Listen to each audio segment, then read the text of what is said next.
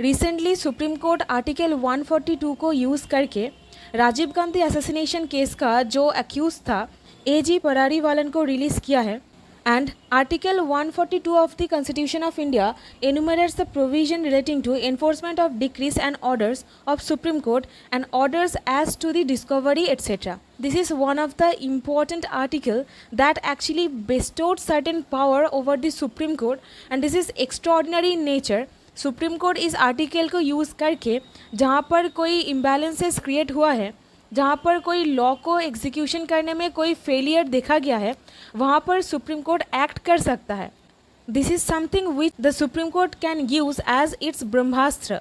So this is something which is really very important. अगर आप judiciary के लिए प्रिपरेशन ले रहे हो और लॉ स्टूडेंट हो, then you have to know about this recent development regarding article 142. So, in order to understand Article 142, we have to know three concepts.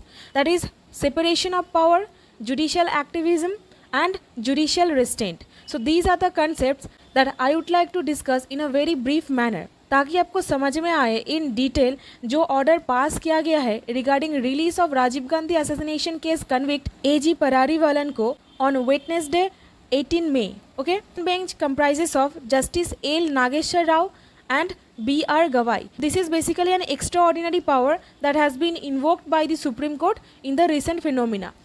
Here, I would like to mention little backdrop of this particular case.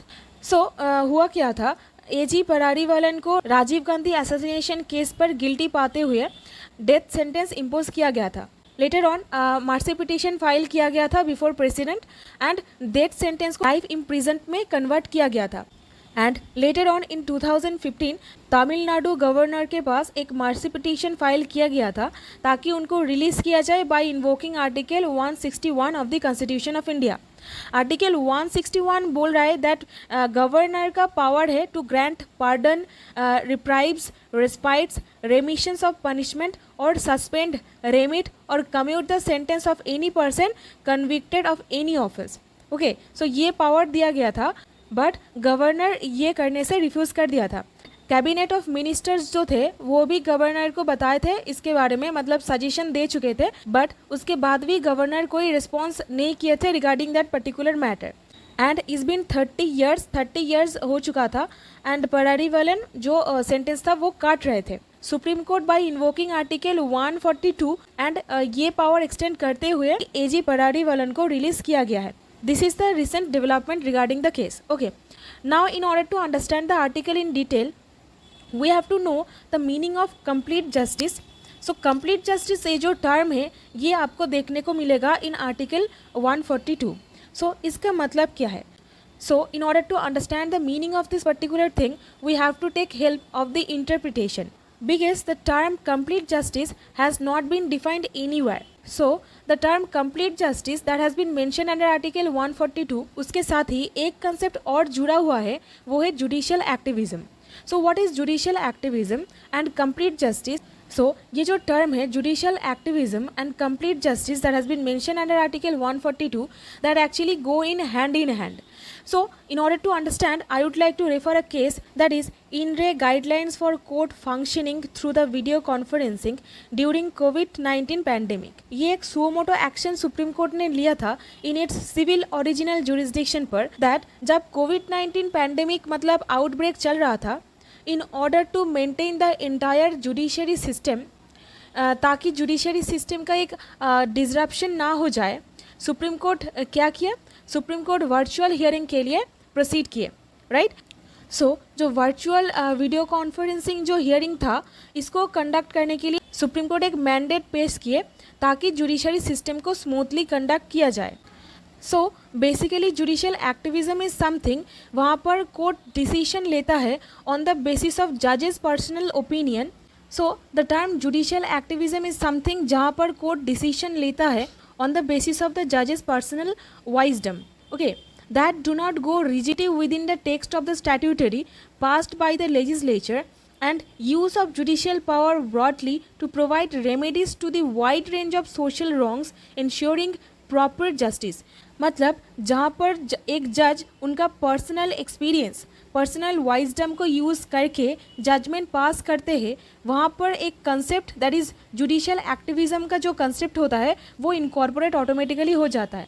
ठीक है, आपको एक और example देना चाहूँगी that adultery has been decriminalised, but down back to 6 years ago adultery was an offense, adultery was an punishable offense, right? But adultery has been decriminalized, मतलब adultery करने पर कोई punishment नहीं मिलता है, but it is a ground of divorce, right?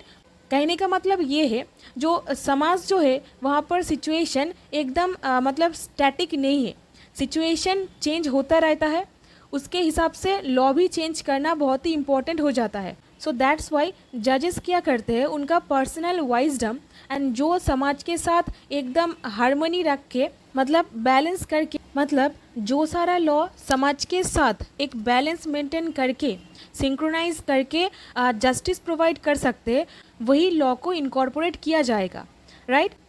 So basically what is the source of this particular thing, मतलब ये जो चेंजिंग सोसाइटी के साथ लॉ भी चेंज हो रहा है, ये कंसेप्ट का ओरिजिन कहाँ से होता है? It is absolutely based on the जजेस पर्सनल वाइजडम, जजेस का जो पर्सनल एक्सपीरियंस है एंड उनका जो पर्सनल ओपिनियन है, on the basis of that court decision लेता है। ठीक है, सो this is the basic concept of judicial activism and ये जब इनकॉर्पोरेट हो रहा है, ये क्यों हो रहा है? For the purpose of complete justice. Complete justice मतलब क्या? कंप्लीट जस्टिस मतलब like for example due to this pandemic situation court का जो फिजिकल हियरिंग था वो टोटली बंद हो गया था and judiciary is the most important pillar of our country, right? So अगर ये स्मूथली एक्ट नहीं कर पाएगा तो जस्टिस क्या प्रोवाइड किया जा सकता है? The answer is no, right? So at that point of time जजेस जो पर्सनल वाइजडम है उसको अप्लाई करके एक मैंडेट तैयार किए that virtual hearing will be conducted, right? So यहाँ पर क्या किए, जजेस अपना पर्सनल वाइजडम को अप्लाई करके, एक्सपीरियंस को अप्लाई करके एक मैंडेट तैयार किए ताकि हियरिंग को प्रॉपरली कंडक्ट किया जाए। इसका मतलब क्या? जुडिशियल एक्टिविज्म ऑटोमेटिकली इनकॉर्पोरेट हो गया एंड जुडिशियल एक्टिविज्म करने का पर्पस क्या है? इसका पर्पस है complete justice. So complete justice करने के लिए जुडिशियल एक्टिविज्म का कंसेप्ट इनकॉर्पोरेट किया गया है।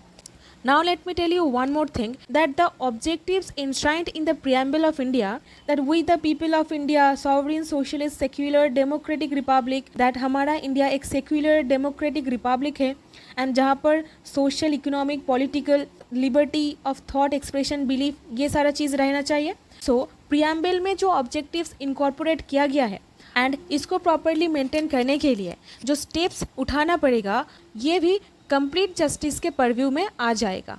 ठीक है, now what is article 142 is all about? Article 142 actually provides an extraordinary power to the supreme court of India. इसको एक एम्पल पावर देता है टू एक्सटेंड इट्स जुरिसडिक्शन, मतलब ये एक अनफिटेड इंडिपेंडेंट जुरिसडिक्शन है to pass any order in public interest, मतलब public interest पे कोई भी ऑर्डर पास कर सकता है to do complete justice. I have told you already the meaning of the complete justice. Now what clause 1 is all about? Clause 1 बोल रहा है the supreme court in the exercise of its jurisdiction में pass such decree और make any such order as it necessary for doing complete justice, मतलब Supreme court of India complete justice करने के लिए कोई भी ऑर्डर और डिक्री पास कर सकते हैं। Okay, next, in any cause or matter pending before it, मतलब जो मैटर पेंडिंग है सुप्रीम कोर्ट के पास, and any decree so passed or order so made shall be enforce throughout the territory of India in such manner as may be prescribed, मतलब जो order और decree pass किया जा रहा है it shall be enforceable throughout the territory of India and in such manner as may be prescribed. Now, clause 2 states about that subject to the provisions of any law made in this behalf by the Parliament, the Supreme Court shall means in a mandatory way as respects the whole of the territory of India, मतलब whole of the territory of India में ये लागू होगा।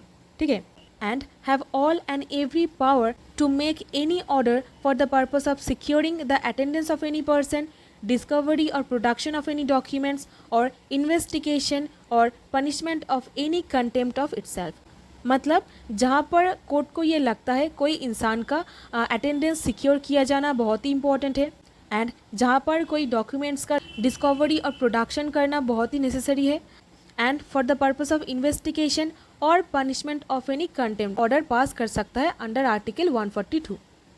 Now, what is the scope of Article 142? So, Article 142 has given wide power, मतलब जहाँ पर एक case pending है before the supreme court and it is of public interest, then supreme court ये ऑर्डर पास कर सकता है under this article. So wide power दिया गया है। In the case of Supreme Court Bar Association versus Union of India, the Supreme Court ruled its power under Article 142 were supplementary in nature. Now, another important scope is that as per Article 142 of the Constitution, it is the duty of the President of India to enforce the decrees of the Supreme Court, and the court is conferred with the inherent jurisdiction to pass any order deemed necessary in the interest of justice. And court का inherent jurisdiction दिया गया है for the interest of justice, as it deems fit वो order pass कर सकता है। Now let me tell you what are the essential conditions for the execution of the power that has been enshrined in article 142। In the case of Chandrakant Patil and others versus state through CBI 1998 का एक case है। Justice M के Mukherjee and K T Thomas का bench था, and यहाँ पर दो situation बोला गया था। Number 1, it can only be used if the court is otherwise exercising its jurisdiction, मतलब अदरवाइज एक्सरसाइज कर रहा है जुरिस्डिक्शन को, एंड द केस और dispute pending before the supreme court, मतलब जहाँ पर केस और डिस्प्यूट पेंडिंग है सुप्रीम कोर्ट के पास and there is the urgent need to do complete justice. Okay, now another case is that supreme court bar association versus union of India. In this case, it was held that these articles, which are supplementary in nature and are provided to do complete justice in any matter, मतलब complete justice करने के लिए ये article को definitely use किया जा सकता है। Okay, now what are the merits और पॉजिटिव एस्पेक्ट्स और एडवांटेजेस भी आप कह सकते हो of article 142। Number 1, that Supreme Court is the custodian of the Constitution of India, right? So being a custodian of Constitution, so ये Supreme Court का मतलब एक ड्यूटी बनता है to protect it anyhow, right? So that's why Article 142 में एक sweeping power और ambit power दिया गया है in order to do complete justice.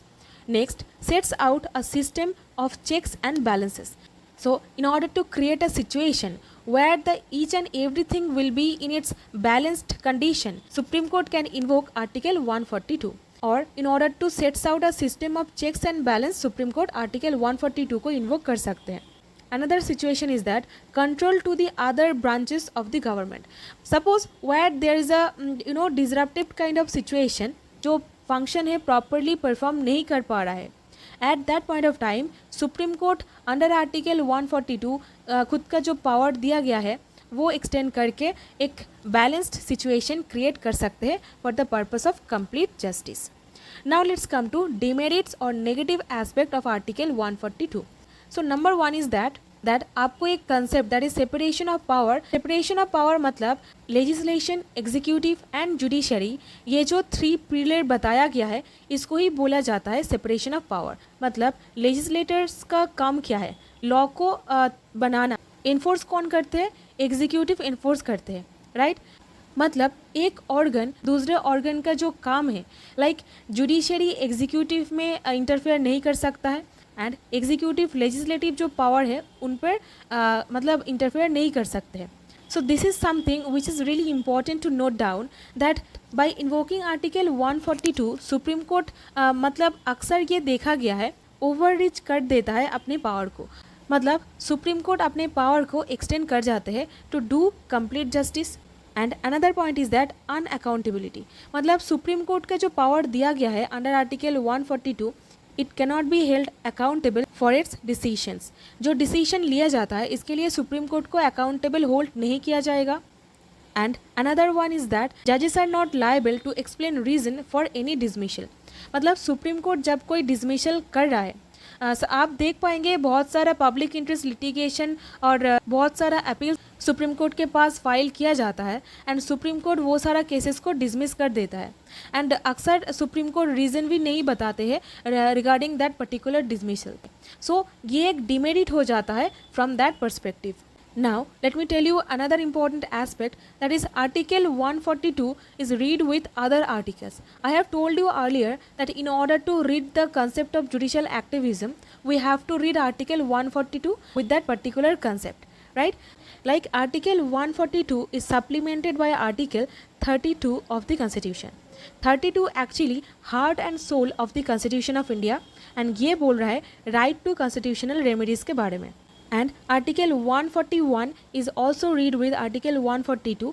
ये बोलता है the law declared by the supreme court shall be binding on all the courts with in the territory of India. मतलब सुप्रीम कोर्ट जो एक डिसीजन दे देता है उसको जो और सारा कोर्ट्स है इंडिया का, जो और हाई कोर्ट्स है, लोअर कोर्ट्स है, उनको बाइंड करेगा. Next article 136 is also read with article 142. So article 142 को आर्टिकल 136 के साथ एक साथ पढ़ा जाता है एंड ये बताता है regarding special leave petition. So this is the recent development regarding article 142. I hope you have got the clear concept. And अगर आप जुडिशरी के लिए प्रिपरेशन ले रहे हो सो ये आर्टिकल आपके लिए बहुत ही इंपॉर्टेंट हो जाता है, बिकॉज रिसेंटली इसको इन्वोक करके सुप्रीम कोर्ट ने ये रिलीज़ किया है. आई होप आपको ये वीडियो पसंद आया है. I will see you on the other side. Till then, stay happy, stay blessed, always keep learning new things. Thank you so much for watching this video.